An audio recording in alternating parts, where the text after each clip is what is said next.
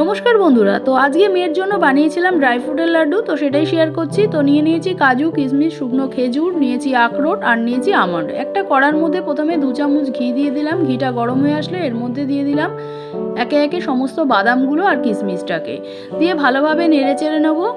এই সময় গ্যাসের ফ্লেমটাকে লো রাখতে হবে। তো বাদাম আর কিশমিশগুলো ভালোভাবে ভাজা করে এবার তুলে নেবো একটা প্লেটের মধ্যে। তো এগুলোকে ভালোভাবে ঠান্ডা করে একটা মিক্সিং জারের মধ্যে দিয়ে একটা পেস্ট বানিয়ে নেবো।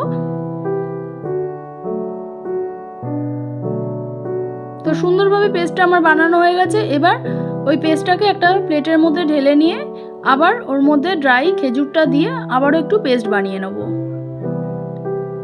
তো খেজুর আর বাদামের পেস্টটা আমি আলাদা আলাদাভাবে করেছি, আপনারাও এরকম আলাদা আলাদাভাবে করবেন। এবার সমস্ত পেস্টগুলো একসঙ্গে মিশিয়ে ভালোভাবে হাত দিয়ে একটু মেখে নিয়ে গোল গোল লাড্ডুর আকারে গড়ে নেব। তো তৈরি হয়ে গেছে ড্রাই ফ্রুটের লাড্ডু।